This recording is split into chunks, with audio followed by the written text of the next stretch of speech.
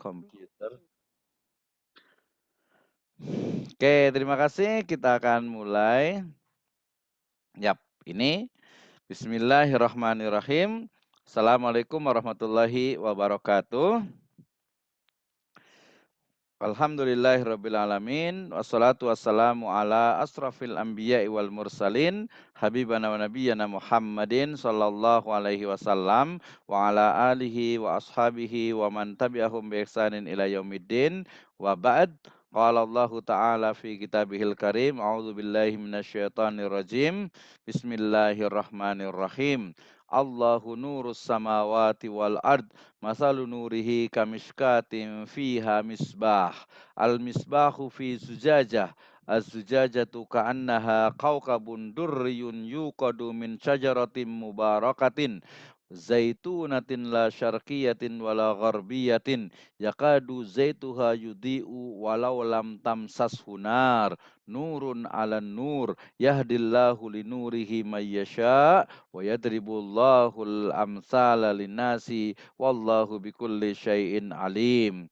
Wa qala aidan min asarin ashabin Nabi sallallahu alaihi wasallam yakni Abdullah bin Amr qala Anas wa kana Abdullah bin Amr ibn al-As yuhaddisu annahu bata ma'ahu salasa layalin wa fi akhir hadhihi riwayah fatala'ta anta fi tilka salasati marrat fa aratu an wa ilaika fandur ma amaluk faqatadi bika falam araka ta'malu kabiran amal famal ladzi balagha bika ma qala Rasulullah sallallahu alaihi wasallam qala ma huwa illa ma ra'ait fansaraftu anhu falamma walait da'ani wa qala ma huwa illa ma ra'ait ghaira anni la ajidu fi nafsi ghillan li ahadin minal muslimin wala ahsiduhu ala khairi a'tahullahu iyyahu.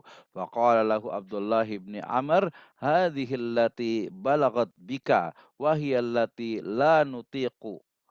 Akhrajahu Ibnul Mubarak fi Az-Zuhd war Raqaiq.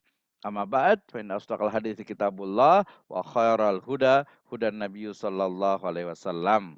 Terima kasih kepada seluruh mahasiswa yang masih bergabung di mata kuliah metode penelitian ekonomi syariah.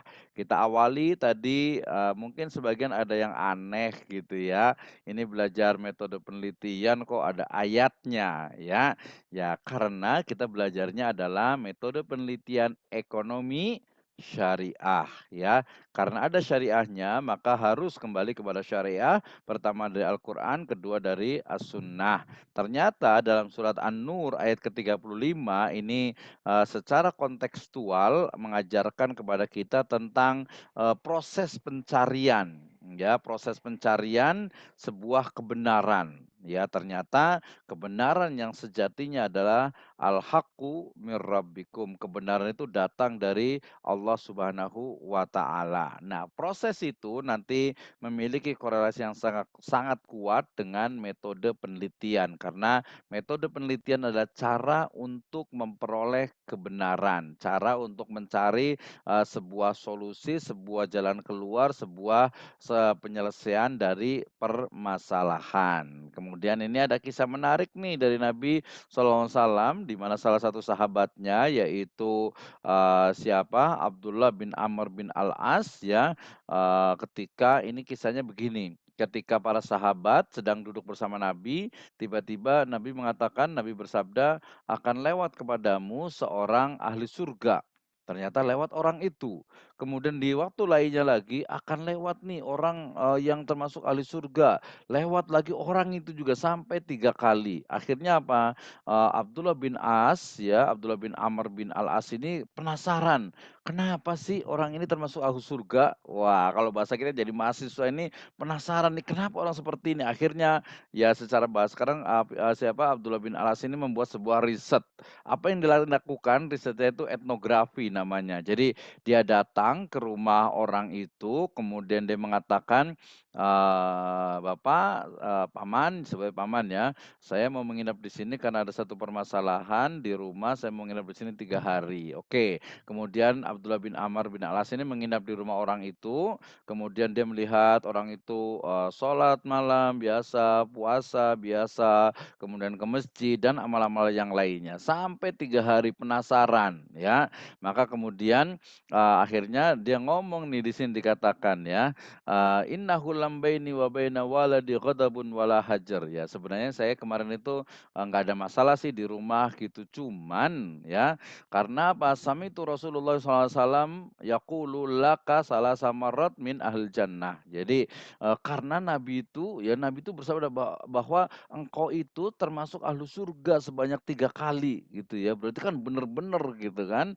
Nah akhirnya kemudian ternyata pas ditanya nggak ada apa-apa, dia katakan, "Ma huwa illa ma ra'ait." Saya ya biasa aja seperti yang engkau lihat gitu ya, sholat malam, kemudian, puasa, ibadah dan yang sebagainya gitu kan. Nah, dia mengatakan, "Kamu tuh ma huwa illa ma ra'ait." Ya nggak ada yang lainnya gitu. Tapi kemudian ketika sudah mau pisah, mau pulang, tiba-tiba orang tadi yang, ahlu surga itu dia mengatakan apa, "Ghairu anni la ajidu fi nafsi ghillan li ahadin minal muslimin." Ya, dia mengatakan bahwa, "Ya saya ibadah seperti biasa, seperti orang lain," gitu kan. "Cuman," katanya dia bilang, "saya tidak pernah dalam hati saya itu apa, rasa ghillan, rasa iri, rasa dengki, rasa picik, rasa, yang negatif li ahadin minal muslimin." Wala ahsuduhu 'alal khair a'tahullahu iyyahu. Saya juga tidak pernah hasad dengan apa yang diberikan Allah Subhanahu wa taala kepada orang lain. Maka kemudian Abdullah bin Amr mengatakan, "Hadhil lati balaghtu bika." Oh, ini ternyata kelebihan Anda, kenapa Anda masuk ke dalam surga. Oh, jadi ceritanya panjang. Ternyata kenapa orang itu disebut ahli surga berdasarkan risetnya Abdullah bin Amr bin Al-As. Ternyata orang itu ketika dia akan tidur, ya atau kapan saja gitu ya, dia tidak pernah, ada hasad kepada orang lain, tidak pernah dia itu memendam kebencian kepada orang lain, tidak pernah iri kepada orang lain, tidak pernah dengki kepada orang, "Wah ini kayaknya, saingan saya nih mau apa namanya, jadi cum laude nih. Wah ini anak kayaknya nyebelin banget deh ini," gitu. Pokoknya apalagi nanti kalau, di tempat kerja dan sebagainya gitu kan ya. Jadi nggak ada rasa dengki, iri, hasad ya kepada orang lain, benci itu nggak ada, biarkan saja gitu. Walaupun dia menyakiti kita, biarkan saja. Allah itu pasti akan, membalas kita. Kalau orang Jawa bilang, "Gusti Allah mboten sare," gitu kan ya. Allah Subhanahu wa taala itu tidak tidur. Jadi walaupun kita dizalimi pasti, dia akan mendapatkan balasannya. Nah itu, ini risetnya ya, bukan ceritanya juga menarik juga gitu, tapi, risetnya itu, menarik. Nah dari sini kemudian kita sebagai akademisi, baik itu dosen ataupun mahasiswa, ya kita memahami bahwa pengembangan dari ilmu pengetahuan itu menjadi sebuah keniscayaan. Bahwasanya ilmu itu dia harus dikembangkan, ya ilmu itu harus bermanfaat, harus dijadikan bermanfaat bagi orang lain. Misalnya lagi masa pandemi nih, aduh bagaimana ada virus ya, bagaimana efek ekonomi dari pandemi ini, maka harus dicari jalan keluarnya. Jadi pengembangannya ini harus nih, kalau tidak dikembangkan vaksin, maka manusia itu terancam akan punah gitu ya. Kalau tidak dilakukan istilahnya itu penjagaan, maka bisa jadi, ekonomi masyarakat itu akan hancur dan lain sebagainya. Sehingga pengembangan dari ilmu pengetahuan itu menjadi sebuah, keniscayaan. And the tool to develop, science is research and development. Jadi ilmu pengetahuan keniscayaan dan untuk pengembangannya, pengembangan dari ilmu itu adalah melalui riset ya, penelitian dan development, pengembangan. Oke. Jadi pengembangan dan penelitian itu menjadi sebuah keharusan. Ya, kalau ilmu pengetahuan itu keniscayaan dikembangkan, ya semakin banyak apa namanya berbagai transaksi yang ada di dunia ini, maka Islam itu harus menjawab ini boleh atau tidak boleh. Bagaimana yang islaminya? Maka harus ada risetnya, harus ada, pengembangannya. Oke, umpamanya kartu kredit itu jelas haram, bagaimana biar halal? Ya maka kemudian berlakulah namanya kartu syariah, di mana di sana adanya akad qard, adanya akad kafalah, adanya akad ijaroh, gitu ya. Nah, kemudian menjadi sebuah kartu, syariah. Dia bukan, tidak menggunakan istilah kredit ya.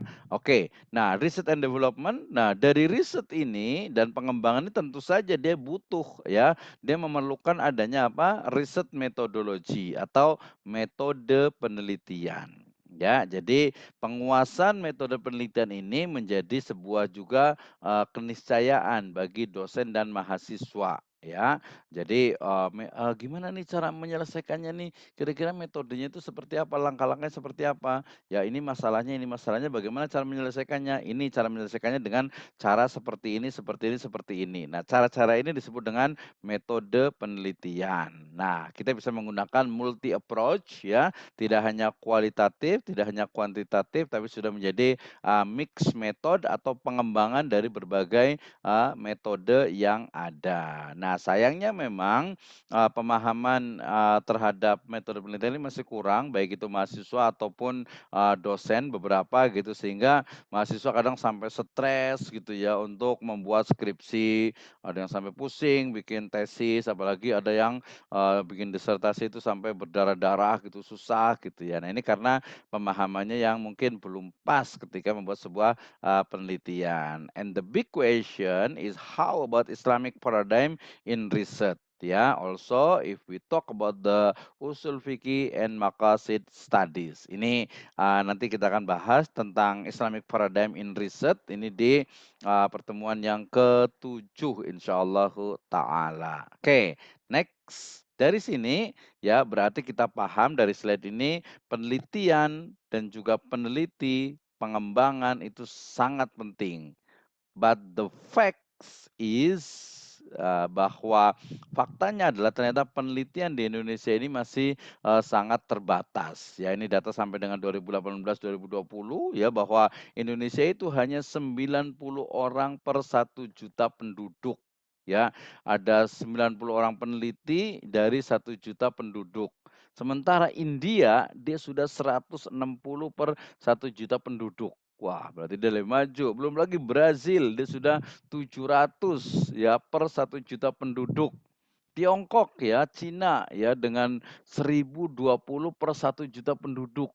Ya, wajar saja ketika, berbagai produk itu dikembangkan, diproduksi di sana. Kenapa? Karena memang, risetnya itu luar biasa sekali gitu ya. Risetnya itu sangat sangat sangat detail sekali sehingga, wajar ketika dia kemudian menjadi, berkembang. Oke, yang berikutnya juga ada Rusia dengan 3.000 per 1 juta penduduk, kemudian juga Korea 5.900 and the last is Singapore about 6.658 ya per 1 million, per 1 juta, penduduk. Luar biasa sekali gitu ya. Kenapa ini memiliki korelasi yang sangat kuat atau berbanding lurus? Karena ya penelitian itu atau jumlah peneliti akan berefek kepada pasti jumlah, penelitiannya dan ini tentu saja akan memberikan, impact yang positif terhadap ilmu pengetahuan di negara, tersebut. Oke.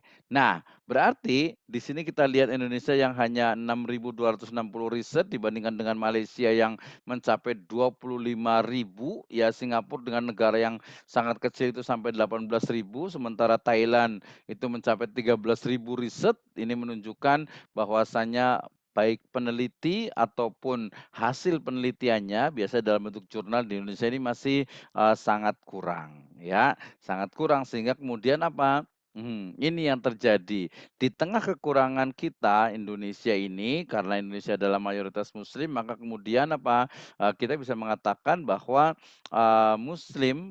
peneliti muslim di Indonesia itu masih sangat kurang. Sayangnya di tengah kekurangan itu ternyata kita lebih breakdown-kan lagi, ternyata mereka banyak juga yang dari kalangan liberal, sekuler, sinkritisme, dan ada pragmatisme ya. Dari yang sedikitnya para peneliti muslim di Indonesia, ternyata mereka juga ada yang memiliki paham ideologi liberalisme atau liberal, di mana kebebasan berekspresi, taklid kepada teori barat dan lain sebagainya, sehingga kadang tidak sesuai dengan, budaya bangsa gitu ya. Belum lagi yang lebih bahaya itu adalah karena liberal itu dia kebebasan dalam berpikir sehingga seolah-olah itu apa saja boleh gitu ya, sehingga, bahkan sampai teks kitab suci pun diterjemahkan atau atau ditafsirkan sesuai dengan, keinginan atau sesuai dengan hawa nafsunya. Ini tentu saja tidak sesuai dengan nilai Islam. Islam memberikan kebebasan tapi ada aturan-aturan, ada hal-hal yang sifatnya sudah baku tidak boleh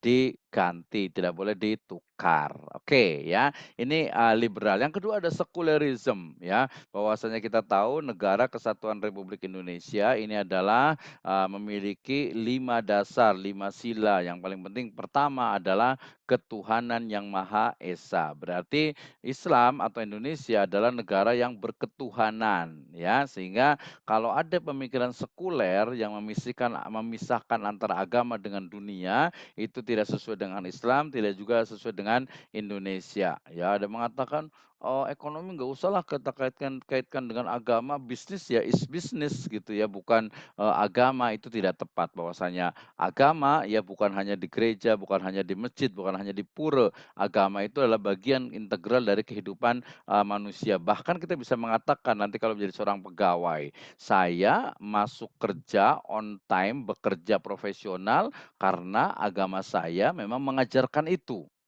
Kalau tidak ada agama, pasti akan semaunya orang hidup, ya. Saya belajar ini karena memang tuntutan agama. Saya harus belajar tentang agama ini, ya. Kenapa kemudian kita tuh bela negara juga, ya karena memang agama juga memerintahkan untuk, membela negara kita dari segala bentuk kezaliman. Gitu ya. Jadi agama oleh orang sekuler itu dianggap sebagai, hanya ritual gitu ya, kemudian agama ya udahlah, ritual saja, sembahyang, sholat gitu ya. Udah itu saja, padahal tidak seperti itu ya. Nah, dari situ kemudian ada juga nih yang mereka peneliti itu ternyata dia sinkretisme juga ya. Sinkretisme itu adalah, pluralisme agama, menganggap semua agama itu sama. Nah, ini sebenarnya agak sedikit ini, kalau pluralisme budaya itu jelas ya bahwasanya kita ini kan Bhinneka Tunggal Ika ya, unity in diversity ya. Kita berbeda-beda tapi tetap satu, pluralisme negara atau pluralisme apa, budaya. Ada orang Sunda, ada orang Jawa, ada orang Padang, ada orang Sumatera, ada orang, Batak, ada orang mungkin Papua, NTT, NTB dan sebagainya, Bali gitu ya. Itu sebuah kewajaran dan kita harus hormati ya. Dengan agama lain kita juga harus menghormati juga. Islam sangat menghormati agama lain gitu ya. Jadi tidak boleh mengganggu mereka ketika ibadah, tidak boleh juga menghina, Tuhan mereka dan seterusnya itu sudah jelas sekali. Tapi kalau sinkretisme ini dia malah menggabungkan ya akulturasi akidah antara agama Islam mungkin dengan agama yang lainnya sehingga mungkin muncul, banyak sekali lah ya, terjadi percampuran. Nah, ini dalam Islam tidak boleh, maka harus ada tasfiyah atau, pembersihan. Oke, nah yang terakhir nih biasanya, ini kadang suka apa ya, ya akhirnya terkena kepada bisa dikatakan penyakitnya mahasiswa dan juga ada beberapa dosen juga. Maksudnya pragmatisme, tahulah ya, namanya juga pragmatis, sudahlah saya meneliti itu, yang penting saya lulus lah buat skripsi dari S1 ya, yang penting saya lulus jadi master, yang penting saya lulus dari, PhD atau doktoral, sangat ini sekali ya, sangat aduh pragmatis sekali, sayang sekali. Padahal menulis skripsi itu sebenarnya latihan dia untuk berpikir secara, logis, kemudian secara sistematis dan juga nanti empiris. Sehingga kalau bisa nih ya, janganlah mahasiswa itu nulis skripsi itu yang penting lulus, buat penelitian yang penting lulus, buat tesis yang penting lulus, ya jangan seperti itu gitu ya. Usahakan kita meneliti itu, kita membuat skripsi itu ya memang sepenuh jiwa gitu ya. Jadi betul-betul, sepenuh hati ketika kita manusia ini juga nanti bagian dari, ibadah. Oke, ini adalah, dari sedikitnya peneliti, ternyata banyak juga peneliti yang memiliki ideologi yang tidak islami sehingga kemudian saya menyebutnya dengan berarti kita dicari nih, apa itu peneliti yang salimul akidah, kemudian shahihul ibadah, wa shalihul muamalah. Yang memiliki peneliti yang dia itu akidahnya itu kuat, keyakinan terhadap Islam itu luar biasa, ya. Kemudian shahihul ibadah, ibadahnya itu juga benar.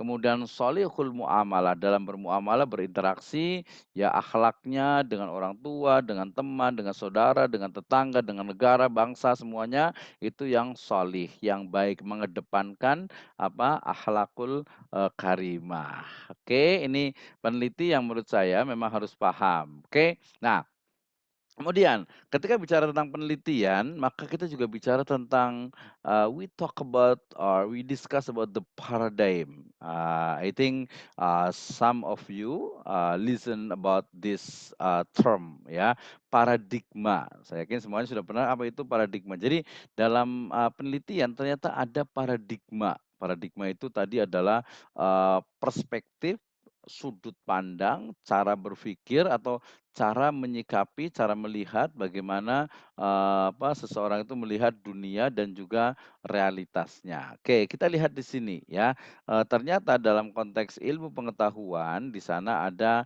yang namanya positivisme ya. Positivisme itu adalah, dia memahami agak adanya, realitas tunggal. Di sebelah atas itu ada, paradigma, ada ontologi, ada epistemologi, teori, metodologi, dan metode. Mudah-mudahan mahasiswa sudah belajar di ilmu, filsafat ilmu ya, di mana dia memahami bagaimana epistemologi, bagaimana ontologi, sampai ke aksiologi. Kalau yang belum nanti boleh, tanya lah ya, harus bertanya, as-su'al nisful ilm. Oke, jadi, sebelum kita bicara tentang metode, ternyata dalam penelitian itu ada namanya itu filsafat atau paradigma. Sehingga nanti, kemudian muncullah istilah kuantitatif dan juga, kualitatif, ya. Nah, positivis ini mereka didasarkan kepada realitas tunggal, bahwa realitas itu bisa diukur dengan alat yang valid dan, reliable, ya. Dan ini teorinya biasanya adalah positivisme, ya. Metodenya eksperimental dan juga ada, survei, ya.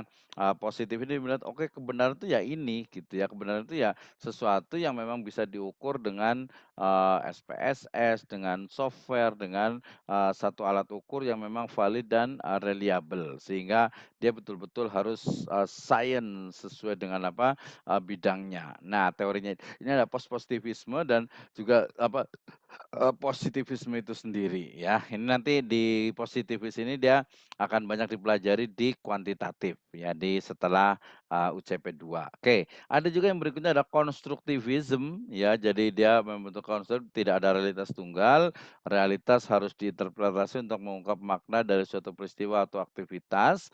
Ini nanti yang kita akan belajar tentang interpretivism, ada fenomenologi, ada hermeneutik ya, hermeneutik nanti khusus di bahasa kita nggak banyak bahas, interaksionism simbolik ini bisa juga di ilmu sosial, feminism ya, dan metodenya kita akan banyak belajar nanti tentang etnografi, kemudian grounded theory, analisis wacana, ada kajian pustaka, kemudian juga ada, nanti case study gitu ya, ada participation action research dan lain sebagainya. Jadi ada, positivis, ada konstruktivis, ada pragmatis, ini biasanya lebih kepada, pragmatisme, nanti dalam konteks ini yang paling penting nih. Jadi, kita sebagai mahasiswa itu jangan terjebak kepada satu istilah yang belum tentu, perspektifnya itu berbeda istilahnya gitu ya. Pragmatis atau pragmatism, kalau pragmatis tadi yang pertama adalah ya orang yang pragmatis, sementara pragmatisme di sini adalah memang, dia menggabungkan beberapa, metode khususnya nanti sebenarnya mix method, ada kuantitatif dan juga ada, kualitatif. Ini biasanya digabungkan ya, kombinasi antara metode kualitatif dan juga, kuantitatif. Nah, subjektif ini biasanya, realitas adalah apa yang kita persepsikan sebagai sebuah kenyataan, artinya, paradigma ini melihat bahwa kebenaran itu adalah sesuatu yang, subjektif ya, pengetahuan adalah soal interpretasi, kadang seperti itu, sehingga nanti teorinya muncul postmodernisme, ada strukturalisme, ada poststrukturalism, nanti metodenya itu ada analisis wacana, arkeologi, arkeologi kita nggak masuk lah ya karena, bukan bidangnya walaupun saya suka arkeologi gitu ya, genealogi, dekonstruksisionisme, ada autoetnografi, semiotik, kita juga nggak pakai juga, analisis sastra itu di, teks yang, ilmu sastra, intertextuality biasanya nanti kita masuk ke beberapa teks dalam Al-Quran dengan menggunakan, metode ini. Nah, selain itu ada juga nih yang menggunakan, criticism ya, kritis yaitu realitas adalah entitas yang dikonstruksi, ini juga, banyak dilakukan ya, realitas pengetahuan selalu berada di bawah relasi kuasa yang beroperasi dalam dalam masyarakat. Nah, ini biasanya ada Marxisme ya, kemudian ada feminisme dan queer theory ya. Ini biasanya etnografi yang kritis, kritik ideologi sampai analisis suasana kritis. Ini yang memang gabungan ya, tapi ini biasanya untuk yang levelnya itu doktoral atau PhD. Oke, ini adalah filsafat dari penelitiannya. Nah, how about Islamic paradigm? Nanti kita akan lihat di sini bagaimana Islamic science ya, itu juga menjadi bagian atau kita sebut sebagai ya, di sini bukan setara ya, tapi, ada metode yang positivism yaitu kuantitatif, ada yang post positivism yaitu etnografi, critical structuralism, dan juga ada Islamic, science. Ini pengembangan dari, Islam di bidang, Islamic paradigm dan juga, Islamic research methodology. Ya, jadi ini di buku-buku lain kayaknya nggak ada tuh ininya gitu ya. Oke, next. Nah, ini tadi, karena mata kuliah kita adalah metode penelitian ya atau metodologi penelitian, maka harus paham. The first method ya. Method is a procedure, technique or way of doing some things, especially in accordance with a definite plan ya. Jadi metode itu dari bahasa Yunani ada kata-kata meta ya dan hodos ya. Metode itu adalah meta dan hodos. Wah, kita ada meta first gitu ya.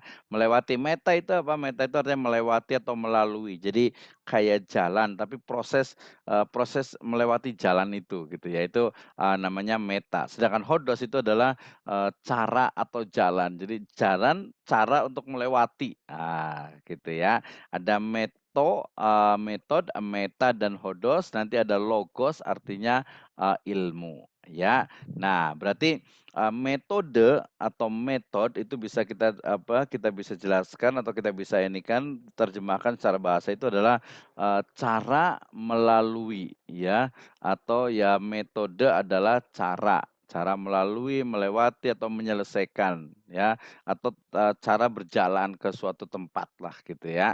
Oke, sedangkan metodologi itu ada tambahan tadi meta, hodos, dan logos. Artinya berarti logos itu sudah tahu ya, sosiologi, ilmu tentang interaksi manusia. Antropologi, artinya ilmu tentang, manusia, budayanya. Ada psikologi, ya berarti ilmu tentang, psikomanusia. Ada biologi, ya biologi gitu saya, logi. Nah, logi itu artinya logis itu artinya ilmu. Berarti metodologi adalah ilmu tentang metode. Kalau metodenya itu adalah cara, kalau metodologi ilmu tentang cara. Gitu ya. Kita akan lihat, berarti metodologi adalah sistem panduan untuk memecahkan persoalan dengan komponen spesifiknya yaitu tugas, metode, teknik, dan alat. Itu namanya perbedaan antara metode dan metodologi. Sedangkan metode penelitian berarti tadi ada metodos kan ya, ada meta, hodos gitu berarti jalan atau cara mencapai sebuah tujuan. KBBI menerjemahkan metode itu dengan cara yang teratur dan terpikir baik-baik untuk mencapai maksud, cara kerja bersistem untuk memudahkan pelaksanaan suatu kegiatan guna mencapai tujuan yang ditentukan. Oke, berarti metode intinya adalah cara lah gitu ya. Cara, metode, bagaimana metodenya, bagaimana caranya, itu lebih mudah. Oke, riset dari kata-kata dengan search. Itu artinya mengulang ya, kembali, dan juga search itu artinya mencari. Berarti riset artinya mencari kembali sebuah kebenaran dengan pendekatan metode ilmiah. KBBI sendiri memahami riset itu sebagai kegiatan pengumpulan, pengolahan, analisis, dan penyajian data yang dilakukan secara sistematis dan objektif untuk memecahkan suatu persoalan atau menguji suatu hipotesis untuk mengembangkan prinsip umum. Panjang sekali ya. Nggak apa-apa lah tekstual, tapi nanti saya akan tanya, apa sih metode penelitian itu? Ya udah saya jawab aja. Metode penelitian adalah cara atau tahapan-tahapan cara dalam meneliti. Dah itu aja. Metode penelitian apa? Ya cara dalam meneliti lah, nggak susah gitu ya. Tapi kita akan lihat dari, pendapat para pakar. David H. Penny mengatakan tadi penelitian adalah pemikiran yang sistematis mengenai berbagai jenis masalah yang pemecahannya memerlukan pengumpulan dan penafsiran kata-kata atau fakta-fakta. J. Suprapto mengatakan penelitian adalah penyelidikan dari suatu bidang ilmu pengetahuan yang dijalankan untuk memperoleh fakta-fakta atau prinsip-prinsip dengan sabar, hati-hati, serta sistematis. Di sini keywordnya adalah, sistematis gitu ya. Jadi penyelidikan, penelitian itu ya penyelidikan, nanti juga pemeriksaan. Jadi penyelidikan, penelitian ya tentang satu bidang ilmu pengetahuan ya berdasarkan fakta, ada data di sana, kemudian ya dilakukan secara, perlahan sesuai dengan tahapan-tahapannya, ya sistematis. Oke, Sutisno Hadi mengatakan, bahwa penelitian adalah usaha untuk menemukan, mengembangkan, dan menguji kebenaran suatu pengetahuan. Ini benar nggak nih ya bahwa apa nih misalnya nih, barang-barang, naik di bulan Ramadan ini karena memang banyaknya permintaan? Ya mungkin bisa jadi, satu ya, tapi kayaknya ada yang lainnya nih, apa, misalnya, oh memang pedagangnya nih, dia mentang-mentang lebaran harganya dinaikkan, ya padahal yang beli juga nggak terlalu banyak juga gitu, yang kedua gitu ya. Yang ketiga apalagi? Ya mungkin dari sisi pemerintah misalnya, kebijakan tentang, bolehlah harga naik gitu ya, padahal tadi nggak mau naikin, ya udah naikin, misalnya transportasi dan sebagainya juga dinaikkan, itu ada beberapa hal gitu ya.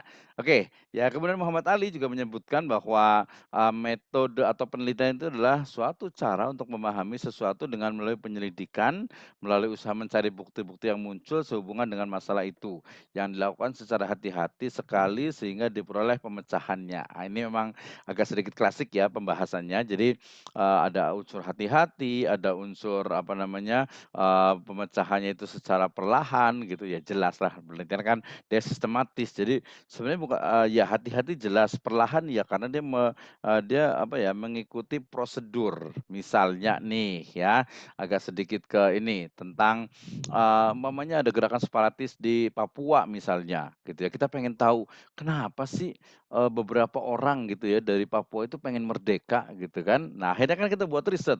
Wah, pakai kuantitatif, bisa juga sih kita buat, kuesioner, kemudian kita kirim ke mereka, terus mereka suruh ngisi, bisa gitu. Tapi kayaknya kurang nih, kurang mendalam, maka kualitatif. Berarti mulai dari kita tanya mungkin, pengamat politik gitu ya, kemudian kalau perlu kita datang ke sana, ketemu dengan pimpinannya mungkin, atau mungkin anak buahnya atau masyarakat di sana tentang gimana pendapatnya. Oh ternyata dari mulai observasi, kemudian nanti ada interview atau wawancara, kemudian nanti ada beberapa mungkin ada dokumen yang kita bisa menguatkan, ternyata, oh mungkin ada 3 mungkin nih ya. Pertama mungkin karena ketimpangan ekonomi, atau mungkin karena pembangunan yang tidak merata, atau mungkin jangan-jangan ada provokator nih, gitu ya. Ya kita lihat saja itu bagian politik lah, kita bukan bidang yang ekonomi tadi tentang, kenaikan barang-barang gitu ya. Kenapa atau mungkin sekarang gini, yang terbaru umpamanya, kita pengen lihat kenapa sih ya, apa namanya, baik itu Muhammadiyah ataupun NU gitu ya, termasuk juga MUI mengharamkan, kripto gitu ya untuk apa, foreign exchange ya, untuk apa, jual beli gitu ya, sedangkan untuk investasi masih boleh. Kita kenapa ya? Kita lihat fatwanya, kita wawancara dengan yang orang mengeluarkan fatwanya, oh ternyata kenapa kripto itu masih diperbolehkan, masih diharamkan karena memang unsur gamblingnya itu masih kuat. Kemudian juga, pemerintah masih belum menjamin tentang transaksi itu. Udah ketemu tuh berarti. Tapi kan risetnya tuh panjang, harus dibuktikan dulu. Oke. Ini, bicara tentang penelitian. Yang berikutnya juga, saya ambil 2 saja. Yang pertama dari Sugiono, ya ini cukup terkenal, masih hidup sekarang Prof. Sugiono itu. Beliau mengatakan bahwa metode penelitian adalah cara, ya, atau proses ilmiah dengan tujuan memperoleh data dengan kegunaan dan tujuan tertentu, ya. Jadi ada caranya, caranya ini mencari data, data itu sudah ketemu, kemudian nanti kita analisis, kemudian, sampai kepada tujuan. Nah, kenapa data ini ada? Ya karena ada masalah gitu ya. Masalahnya itu apa? Ya masalahnya dicari untuk pengumpulan, datanya itu. Terakhir ada Nasir dalam bukunya di, metode penelitian cukup, legendaris sekali ini, legend bukunya ini. Metode riset adalah cara yang utama dan umumnya digunakan oleh peneliti dengan tujuan mencapai pemecahan masalah serta menemukan jawaban atas masalah yang ada. Jadi lebih simpel. Apa sih penelitian? Ya penelitian itu adalah cara untuk menyelesaikan masalah. Ya, cara untuk menyelesaikan masalah. Ya, misalnya, aduh kita sekarang lagi agak repot keuangan nih pribadi dulu ya. Aduh repot keuangan gimana ya? Oh, kalau mahasiswa ya, aduh ke orang tua ya minta ke orang tua. Tapi kayaknya kasihan juga ya minta ke orang tua gitu. Ya udahlah saya sambil jualan aja deh, jualan online. Ah, itu berarti oke tahu masalahnya apa? Oh, masalahnya itu uangnya itu kurang gitu ya. Terus solusinya kayak gimana? Solusinya itu dagang. Ah, bisa lah. Itu kan sederhana gitu ya. Tapi nanti, "Oh dagang gimana nih biar biar, biar laku?" Wah udah masuk ke riset nih, oh berarti dia harus jualannya itu yang paling laku itu umpamanya pilih ini. Mungkin yang paling laku itu jualan, apa namanya, baju perempuan gitu ya. Mungkin yang paling laku itu mungkin jualan, pulsa, aduh pulsa udah banyak banget nih, data gitu ya, atau mungkin, yang lainnya, gitu ya. Nah itu nanti, jadi ya memang pas penelitian ini ya harusnya memang base kepada problem solver gitu ya, menyelesaikan masalah. Kalau yang risetnya itu apa, risetnya penelitian adalah penelitian kebijakan. Tapi kalau mamanya penelitiannya itu dia adalah, penelitian yang sifatnya teoritis, ya bisa saja dia tidak memiliki impact langsung kepada masyarakat, tapi hanya terkait dengan, ilmu pengetahuan. Oke. Nah, dari penelitian itu ternyata tadi sudah saya sebut sekilas itu ada yang sifatnya kuantitatif, ada yang kualitatif ya. Kalau yang kuantitatif dikatakan Sugiono itu adalah metode penelitian yang berlandaskan filsafat positivisme. Wah, detail nih ya. Yang digunakan untuk meneliti populasi atau sampel tertentu di mana teknik pengambilan sampel dilakukan secara random, pengumpulan data dilakukan menggunakan instrumen penelitian, analisis data bersifat kuantitatif dan atau statistik dengan tujuan menguji hipotesis yang telah dirumuskan. Jadi kalau kuantitatif dia biasanya itu alatnya nih menggunakan dia, kuesioner, ya, ada pertanyaan-pertanyaan. Kemudian yang kedua, menganalisisnya dia menggunakan apa, menggunakan statistik, ya baik manual ataupun, tadi aplikasi software ya, misalnya tadi yang bernama SPSS, oke. Nah, kemudian instrumen pertanyaan itu nanti dirumuskan dengan, mempertimbangkan instrumen dari, penelitiannya, itu, kuantitatif. Sedangkan kualitatif berbeda. Ya, metode penelitian berdasarkan kepada filsafat positivisme. Jadi, positivisme itu adalah kuantitatif, positivisme itu adalah kualitatif. Ya, digunakan untuk meneliti pada kondisi objek yang alamiah. Ya, peneliti sebagai instrumen kunci, teknik pengumpulan datanya itu dilakukan dengan triangulasi, analisis data menggunakan induktif atau kualitatif. Hasil penelitian kualitatif menekankan pada menekankan makna daripada generalisasi. Jadi, kalau kuantitatif itu adalah di sini disebut dengan apa, ilmiah, metode ilmiah, kalau umpamanya kualitatif metode alamiah, ya. Nah, sebelum kita lanjut dulu kita lihat juga dari definisi Anselm Strauss yang dia mengatakan tentang, metode kualitatif. Dia mengatakan, jenis penelitian yang temuan-temuannya tidak diperoleh melalui prosedur statistik atau bentuk hitungan yang lainnya. Jadi, kalau kualitatif dia tidak menggunakan angka, statistik, tidak menggunakan juga software statistik, tapi dia menggunakan nanti software yang lainnya ya. Jadi dia lebih kepada, tidak menggunakan prosedur ya. Kemudian yang kedua juga penelitian menekankan pada quality atau hal yang bersifat, terpenting dari sifat suatu barang atau jasa. Jadi dia bukan kuantitas tapi, kualitas. Apa itu maksudnya? Kalau kuantitatif itu dia terkait dengan jumlah dari, respondennya, sampelnya. Tapi kalau kualitatif tidak. Ya kualitas bisa saja mungkin hanya dalam, case study itu hanya satu orang atau satu komunitas gitu ya, tapi itu memang, mendalam, oke. Imam Gunawan mengatakan penelitian tidak mulai dari teori yang telah dipersiapkan sebelumnya, tapi dimulai di lapangan berdasarkan lingkungan alami. Jadi nanti dalam, misalnya grounded theory, kita akan menemukan, bagaimana fakta di lapangan itu menunjukkan bahwa, ada teori ini. Misalnya kita lihat ya, kondisi terakhir bangsa kita ini ya tentang ya orang mungkin salah ngomong saja gitu ya, ada yang ini kan ke orang Sunda, ada yang orang, Kalimantan gitu ya, dan yang sebagainya gitu kan, itu karena, oh berarti dari fakta-fakta itu misalnya gitu ya, saya bisa mengatakan bahwa Indonesia ini agak-agak rentan nih ya, agak-agak rentan, mudah diadu domba, kemudian isu SARA gitu ya, isu gitu ya, isu SARA ini memang agak sedikit sensitif nih gitu, sehingga kalau orang-orang ini aduh jangan mudah terprovokasi nih. Jadi kita akan nanti menemukan tentang, teori isu SARA yang sangat sensitif, di Indonesia ini dari, fenomena-fenomena yang tapi kan belum tentu benar karena, kita lihat apakah hanya itu saja atau yang lainnya gitu ya. Jadi, perlu, riset yang lebih, mendalam. Oke, the question, kenapa harus kualitatif? Jawabannya is, very simple ya. Pertama adalah objek penelitian. Jadi ketika ditanya, "Saya buat penelitian A, apa metode yang tepat?" Ya jawabannya adalah, bertanya kembali, objek apa yang akan Anda teliti?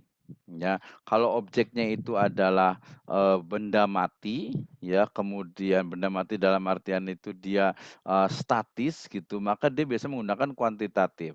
Tapi kalau yang diteliti itu adalah manusia dengan segala interaksinya, atau mungkin nanti juga teks-teks wahyu gitu ya, maka, dia menggunakan kualitatif. Ya, jadi kenapa harus kualitatif? Ya lihat dulu objeknya, ternyata objek penelitiannya itu mengharuskan untuk, kualitatif. Misalnya saya mau meneliti tentang, bagaimana ya pendapat, klasik ya, ulama-ulama klasik Ibnu Taimiyah, Al-Ghazali dan sebagainya tentang, kripto ini kira-kira ya.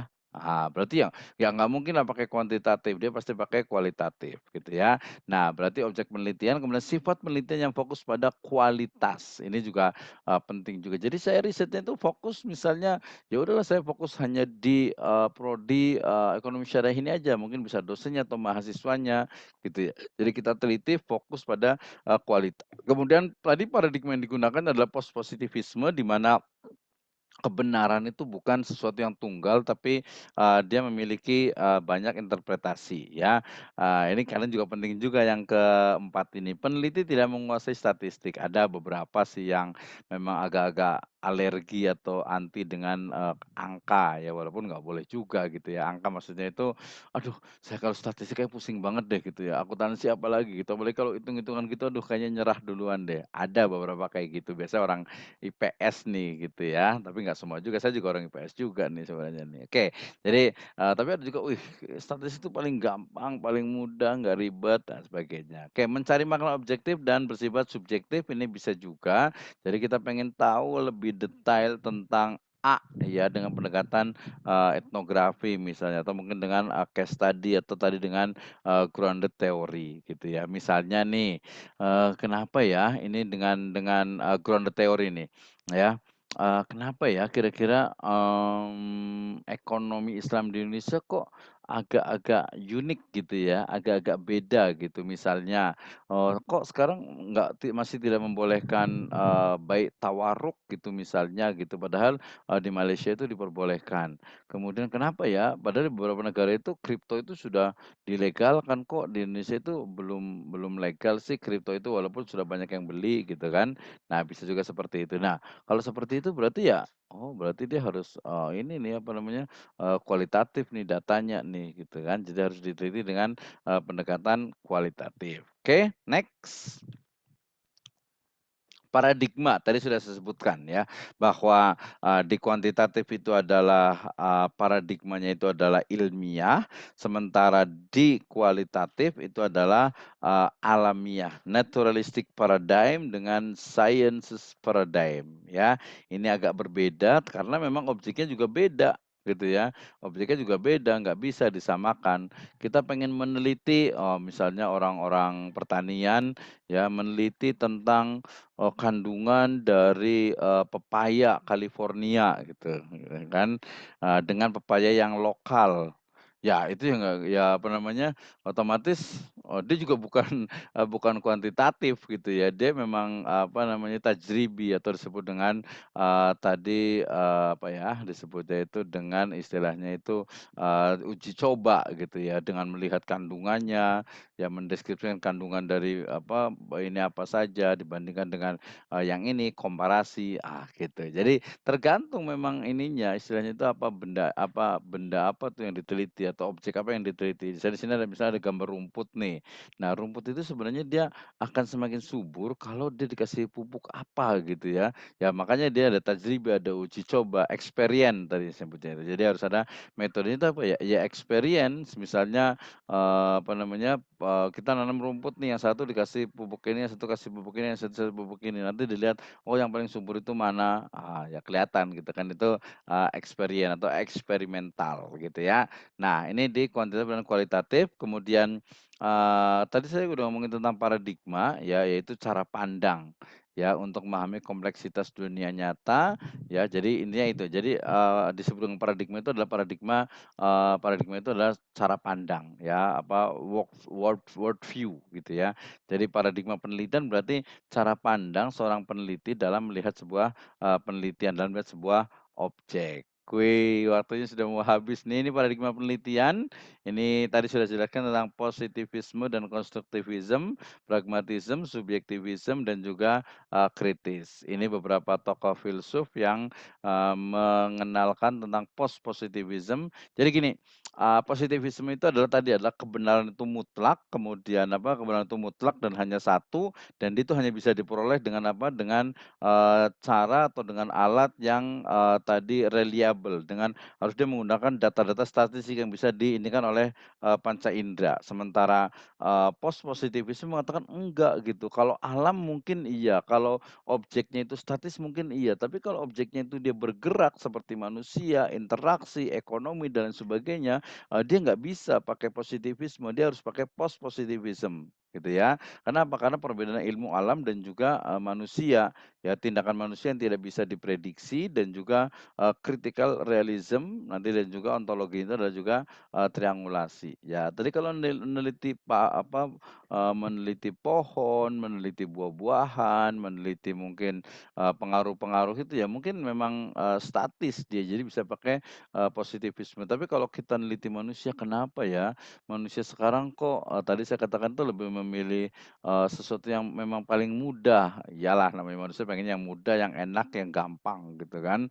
Nah itu penelitiannya itu pakai, kualitatif. Asumsi dasarnya tadi bahwa fakta itu tidak bebas nilai, dia jadi setiap fakta itu dia memiliki muatan teori ya, sehingga kemudian dia, penuh dengan nilai yang ada. Nah interaksi antara subjek dengan objek penelitian itu nanti juga hasilnya adalah penelitian bukanlah representasi objektif ya, sehingga, fokus dari post positif adalah tindakan-tindakan manusia sebagai ekspresi, dari sebuah keputusan. Nah, nanti termasuk juga nanti yang dalam Islam itu, ya ketika kita ingin melihat, bagaimana Al-Quran, bagaimana hadis, bagaimana Islam, bagaimana ekonomi syariah, bagaimana Islamic business, bagaimana Islamic filantropi, bagaimana wakaf, bagaimana zakat, bagaimana, apa namanya, sosial Islamic finance dan sebagainya, ya itu mau nggak mau harus pakai Islam, harus pakai usul fikih, harus pakai maqasid, harus pakai maslahah. Wih, suara saya agak-agak cepet dikit kali ya, nggak apa-apalah. Oke, ini aliran, posisi aliran post positivisme, jadi dia mempercayai proyek, verifikasi dari suatu temuan hasil melalui, macam metode. Jadi dia triangulasi. Nanti kita akan mengenal triangulasi itu adalah, membandingkan antara satu metode dengan metode lainnya, antara satu sumber dengan satu sumber lainnya, antara satu cara dengan cara yang lainnya, narasumber dengan narasumber yang, lainnya. Kemudian juga post positivisme juga menganggap bahwa realisme modern bukanlah kelanjutan atau peluncuran dari aliran positivisme, tapi merupakan perkembangan akhir dari pandangan post positivisme, ya. Ini tentang paradigma. Jadi, ya betul sih memang sesuatu itu bisa benar. Misalnya tadi, pengaruh pendidikan orang tua terhadap kecerdasan anak. Ya memang ada gitu bahwa ketika orang tuanya itu pendidikan tinggi, maka anaknya itu cerdas, tapi kan nggak semuanya. gitu ya. Kalau di sekolahnya nggak bener, kalau metode dalam mengajar juga nggak bener, atau gurunya nggak bener juga, nggak bisa juga. Itu yang dikritik oleh positivisme itu ya. Keempat, objektivitas merupakan indikator kebenaran yang melandasi semua pendidikan namun tidak menjamin untuk mencapai kebenaran. Jadi, objektif, betul, kita betul-betul objektif artinya apa adanya, tapi itu belum tentu juga menunjukkan, indikator kebenaran, apalagi nanti kalau kita pendekatannya adalah norma subjektif, khususnya norma, dalam, Islam. Nah, ini kita akan belajar next session, yaitu, di kualitatif ini ada 2, ada kualitatif interaktif dan kualitatif non interaktif. Nanti kita akan belajar tentang etnografi, fenomenologi, tentang studi kasus, tentang grounded theory, ada tentang studi kritis. Di non interaktifnya kita akan belajar tentang analisis konsep, analisis sejarah, termasuk juga analisis teks wahyu di dalam Al-Quran dan As-Sunnah. Nah, ini yang kita akan pelajari jenis penelitian kualitatif. Apa ya penelitian kualitatif itu? Pokoknya penelitian yang tidak menggunakan angka dan analisis statistik. Apa yang mau diteliti? Ya kita lihat misalnya, saya pengen tahu ini marketing biasanya nih, saya pengen tahu perilaku dari konsumen misalnya Starbucks. Wah, itu paling menarik tuh, dia biasa pakai etnografi ya. Atau mungkin saya pengen tahu sebenarnya kenapa orang lebih banyak membeli di, Lazada daripada di Shopee. Kita lihatlah, itu juga bisa kualitatif, bisa kuantitatif gitu ya. Kita pengen lihat juga, pakai etnografi. Saya pengen ngelihat dari, perilakunya pembeli atau mungkin nasabah di, Gojek atau Grab. Kalau etnografi berarti, kira-kira para pembeli atau penjual juga boleh juga, yang ada di, Tokopedia itu kayak gimana sih sebenarnya? Gitu ya. Ini penelitian-penelitian ekonomi yang, manusia objeknya menurut saya sangat menarik sekali gitu, bikin penasaran gitu kan. Kenapa sih kalau umpamanya di penjual medsos itu selalu manggilnya Gan gitu kan, Agan gitu kan, atau mungkin biasa kalau yang itu biasanya Kakak gitu kan ya. Kita selalu dipanggil Kakak, "Beli ini ya Kakak," gitu. Kalau mama di mall itu kan pakai Bunda, "Mampir Bunda," gitu. Kalau mama di mesok kok pakai Kakak, pakai Agan gitu. Itu kenapa tuh? Gitu ya. Nah, ini yang akan kita teliti fenomenologi, etnografi, studi kasus, metode historis, metode, teori dasar. Ini nanti kita akan belajar semuanya, tujuan penelitiannya, kemudian karakternya, cara menganalisisnya, metode historis ini teori dasarnya, kemudian juga pengumpulan datanya, prosedurnya, tahapannya, termasuk nanti kita belajar tentang Islamic Studies, ada maqasid, ini beberapa contoh-contoh dalam sebuah penelitian, ya, termasuk nanti kita akan belajar bagaimana, cara membuat sebuah proposal. Oke, wih, ini sampai tadi yang terakhir, ini yang kelas A tadi ya, tadi saya belum kasih ininya nih. Baik, terima kasih, ini materi dari saya karena sudah 11:59. Sebentar saya akan buat ini dulu, saya akan, di-print screen dulu sebentar, ini di screen pertama, saya print screen dulu, saya paste dulu di, ini saya, sebentar, ya di sini saya letakkan nanti biar tidak lupa. Ini yang kelas B ya, kita tulis dulu nih kelas kelas B ya. Oke, saya letakkan di sini dulu kelas B, kemudian yang di screen yang kedua, kita print screen dulu. Oke, print screen. Oke, terima kasih. Nah, sekarang kita masuk ke, sesi diskusi. Saya kasih waktu dalam, 15 menit untuk yang bertanya terkait dengan, metode, terkait dengan kontrak, terkait dengan ini dan sebagainya. Oke, terima kasih. Pertama saya mau jawab pertanyaan dulu dari, Muhammad Muhammad siapa nih ya? Muhammad H. Ini keputus di saya ini ya, entar. Muhammad Habib Ali Ramadan, saya kirimkan nih. Oke, izin tanya Pak, jika menggunakan metode field research, Field research maksudnya ya, bukan field search ya. Field research berarti terima kasih ke kualitatif. Oh termasuk, ya oke saya ulang. Jika menggunakan metode field research berarti termasuk ke kualitatif apa kuantitatif Pak? Terima kasih. Oke terima kasih Muhammad Habib Ali Ramadan. Jadi, field research ya, itu adalah perspektif dari tempat penelitiannya. Ya, penelitian ini ya berdasarkan tempatnya menggunakan field research. Field research itu artinya kan field itu artinya lapangan, riset itu artinya penelitian. Berarti penelitian lapangan. Berarti penelitian lapangan. Namanya penelitian lapangan berarti ya peneliti itu akan melakukan penelitian itu di lapangan, lapangan ya di luar gedung ya, baik itu di kampung, di kota, di mall, di pasar, di kantor, di bank dan lain sebagainya. Sehingga field research itu bukan metode. Ya, bukan metode penelitian maksud saya. Field research itu adalah cara dalam memperoleh, data atau lebih tepatnya field research itu adalah apa, adalah, perspektif atau tempat untuk melakukan penelitiannya yaitu, di luar gedung, ya. Sebenarnya bukan di luar gedung ya, lebih tepatnya lapangan ya, bahasa mudah-mudahan paham ya. Jadi, penelitian yang dilaksanakan di lapangan, bukan lapangan bola gitu ya. Jadi field research itu datangkan lapangan apa, lapangan bola jadinya. Jadi field research adalah penelitian yang dilaksanakan di lapangan. Nah, karena pelaksananya itu di lapangan, ya artinya datang langsung ke objek penelitian, maka ya bisa dua-duanya, bisa kualitatif atau kuantitatif. Ya, tapi memang yang lebih banyak kalau field research itu adalah kualitatif. Ya, yang paling banyak kualitatif gitu, apalagi zaman sekarang gitu ya. Jadi, field riset-nya itu ya, kita ke lapangan, kita wawancara, kita observasi, kita studi dokumen, nah itu rata-rata kualitatif. Ya, tapi kuantitatif bisa juga misalnya kalau sekarang memang lebih enak ya, karena menggunakan Google Form tinggal, kita kirim kirim kirim kirim. Tapi kalau, zaman dulu misalnya kita mau melihat tentang pengaruh digital marketing terhadap penjualan misalnya di satu showroom mobil, ya, kita berarti kan harus ke showroom-nya, berarti ke lapangan juga gitu kan ya, ke lapangan menyebarkan kuesioner ya. Jadi kualitatif, ya kalau kualitatif itu dia biasanya paling banyak itu meniscayakan adanya, field research itu penelitian turun di lapangan. Kuantitatif juga bisa terutama nanti ketika menyebarkan kuesioner kalau tanpa Google Form gitu ya.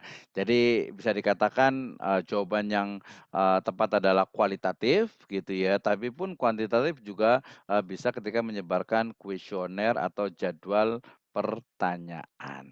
Oke, terima kasih. Mudah-mudahan Habib bisa, jelas. Ada yang lain, ada yang mau bertanya tentang, metode penelitian ini? Ada yang belum paham, ada yang perlu koreksi, saya persilahkan.